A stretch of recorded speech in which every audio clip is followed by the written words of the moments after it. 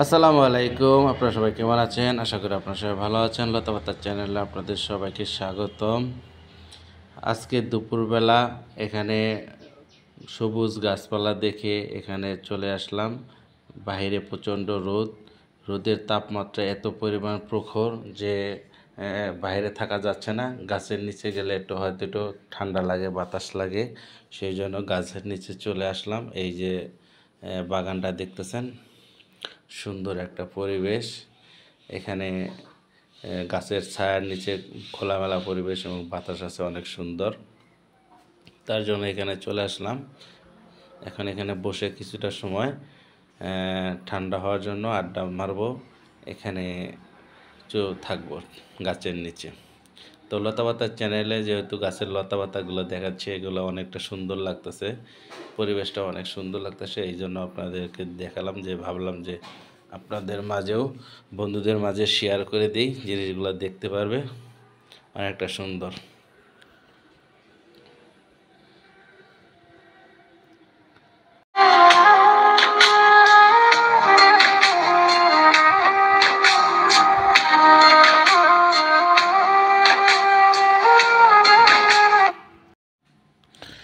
সব মিলে এখানে সবুজ বাগান, কি যে ভালো লাগতেছে আপনাদেরকে বলে বোঝানো যাবে না। তবে আপনাদের দেখলেও এই জায়গাটা আপনাদের ভালো লাগবে আমি জানি।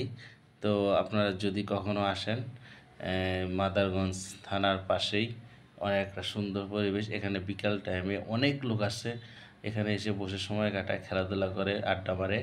তো এখন দুপুর টাইমে হয়তো লোকজন আসেনি, আমি একাই চলে আসছি। এখানে ঘুরে ঘুরে দেখলাম যে অনেকটা সুন্দর সবুজ ঘাসের সেখানে দোকান, ফুচকা, তারপর চা বিক্রেতাও আসে এখানে, অনেকটা বেচাকিনি করে, ভালো লাগে। তো দুপুরবেলা কোনো লোকজন নেই, তা আমি একাই নিরিবিলি এসে একটা ভিডিও নিয়ে নিলাম, যে বন্ধুদের মাঝে দেখার জন্য।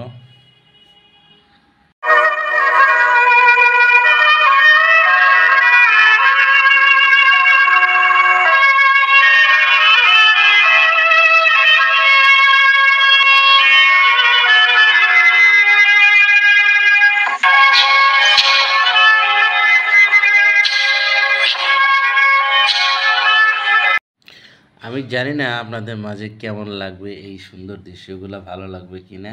এই যে দেখতেছেন কালো ব্লাড বেঙ্গলের ছাগল আমার এই পাশে ঘাস খাইতেছে, দেখেন সবুজ ঘাসগুলো খাইতেছে, দেখেন কত সুন্দর। ছাগলগুলো সবসময় এই আশেপাশে থাকে, অনেকটা সুন্দর। আমাকে দেখে দৌড়ে পালিয়ে যাচ্ছে। তো ব্লাড বেঙ্গল ছাগল পাললে কিন্তু অনেকটা লাভ। তবে ছায়া দেখেন, রোদ্রের মধ্যে না গিয়ে ছায়ার ভিতরে ছাগলগুলো এখানে ঘাস খাওয়ার জন্য চলে আসছে। তো আজকে এ পর্যন্তই। নতুন কোনো ভিডিও হলে আপনাদের নতুন দেখা হবে নতুনভাবে। সে পর্যন্ত আপনারা সুস্থ থাকবেন, ভালো থাকবেন। আল্লাহ হাফেজ।